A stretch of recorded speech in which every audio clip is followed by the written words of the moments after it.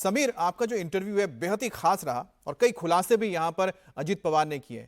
लेकिन एक अहम मुद्दा जो उन्होंने कहा और दिल से उन्होंने बात की, उन्होंने कहा कि सुप्रिया सुले को उनके खिलाफ अपनी पत्नी को उतारना उनके लिए सही नहीं था, लेकिन यही गलती शरद पवार ने की और उनके खिलाफ उनके भतीजे को चुनाव में उतार दिया। यह दर्द उनको महसूस हो रहा है क्योंकि उन्होंने तो अपनी गलती मान ली थी।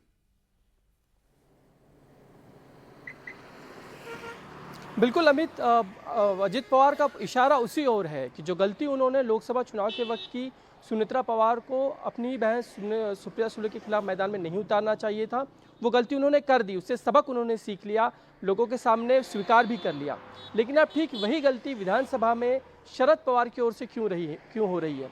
क्योंकि योगेंद्र पवार के बारे में वो कहते हैं कि योगेंद्र पवार तो महज 33 साल का एक नौजवान है, उसका ये निर्णय नहीं है चुनाव लड़ने का। चुनाव लड़ाने का निर्णय जिन्होंने लिया है, यानी कि शरद पवार ने लिया है, उन्हें ये निर्णय नहीं लेना चाहिए था। और साफ साफ तौर पर ये स्पष्ट करते हैं कि घर में मैंने राजनीति ला के गलती कर दी, लेकिन अब शरद पवार अगर चाहते तो ये टाल सकते थे, लेकिन उन्होंने ऐसा नहीं किया है। योगेंद्र पवार को उम्मीदवारी उन्होंने बारामती से ही दी है और चाचा भतीजा ठीक आमने सामने एक दूसरे के खड़े हैं।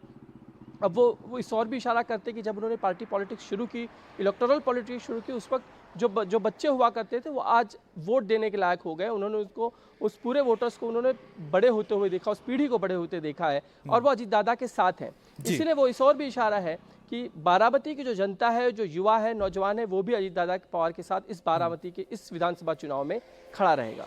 अच्छा समीर, एक और जो चीज यहां जानने के लिए बहुत उत्सुक हूं, क्योंकि आपने सवाल भी पूछा था, क्योंकि वो मानते हैं कि लोकसभा चुनाव से विधानसभा चुनाव बहुत अलग है और जो विधानसभा की अगर बात की जाए उसमें इस वक्त जो मुकाबला होने जा रहा है, क्या लगता है अजीत पवार को किन मायनों में वो जो रिपीट नहीं करेंगे लोकसभा में जो गलतियां हुई थी, जैसे कि उन्होंने जिक्र भी किया है कि कुछ गलतियां हुई हैं, और क्यों इतना कॉन्फिडेंट वो नजर आ रहे हैं आपके जो इंटरव्यू में आप देखने को मिला? बिल्कुल, क्योंकि अजीत दादा पवार लगातार कुछ बातें रख रहे हैं जनता के सामने। वो है कि जो लाडली बहना योजना उन्होंने लाई, या किसानों को मुफ्त बिजली का मामला है, या नौजवानों को रोजगार देने का मामला है, उस बीते कुछ वर्षों में जो सरकार आई मायावती की, उसने उस दिशा में कदम उठाए हैं। और उससे भी ज़्यादा अजीत दादा पवार का एक ऑरा रहा है, या एक राजनीति का एक तरीका रहा है, काम करने का एक तरीका रहा है, वो ये कि जो वो कहते हैं उसे वो करते हैं। यानी कि बारामती के अगर विकास की बात कर लें तो उस पर उनकी एक पकड़ रही है शुरू से ही।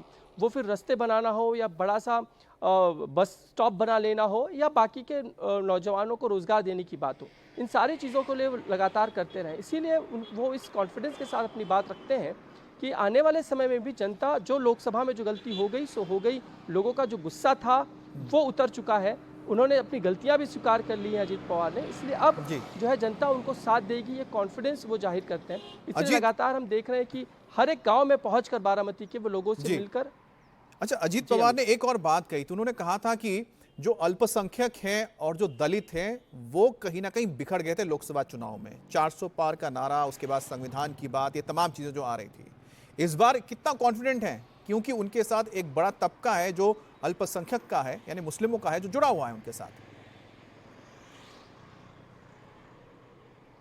बिल्कुल अमित, जो राष्ट्रवादी कांग्रेस है उसका मूल ढांचा ही महाराष्ट्र में एक वाक्य हमेशा चलता है, फुले शाहू अम्बेडकर। ये जो विचारधारा है वो सेक्युलर विचारधारा है, यानी सभी को साथ लेकर चलने की विचारधारा है। अजीत दादा पवार अपने भाषणों में लगातार इसका जिक्र करते रहे कि वो फुले शाहू अम्बेडकर की विचारधारा से, उस राजनीति से या सामाजिक जो ढांचा है उससे कहीं भी हटे नहीं है। और लगातार उन्होंने ये बात भी पुरजोर तरीके से कही है कि 10% आरक्षण वो अपने लोग विधानसभा सीट में अल्पसंख्यक खास कर जो मुस्लिम है उसके लिए उन्होंने रखा है। और वो नज़र भी आया कि वो अभी भी खड़े हैं नवाब मलिक के साथ, वो उनकी बेटी सना मलिक को उम्मीदवारी दे देते हैं, तो ये ठीक सामने आया है। तो ऐसे में अजीत दादा पवार, जो लोकसभा में खासकर हुआ, संविधान का नारा जो चला कि संविधान जो बदल दिया जाएगा, उसका खामियाजा हर जगह पे देखने को मिला, लेकिन अब वो दुरुस्त। और शायद यही वजह है कि एनसीपी ने एक जो सबसे बड़ा करेक्शन किया कि जहां गलती हुई उसको गलती को माना, और साथ ही उनके जो वोट बैंक है, खासतौर पे जो मुस्लिम समुदाय में भी है, उनको साथ जोड़ने की उन्होंने पूरी कोशिश की है। और जिस तरह से कैंडिडेचर्स उन्होंने दिए हैं उससे भी ये जाहिर होता है। बहुत बहुत शुक्रिया आपका समीर। लेकिन साथ ही बता दें कि अजीत पवार बारामती में किस कदर काम कर रहे हैं आप समझ सकते हैं। एक एग्जाम्पल आपको देखता हूं।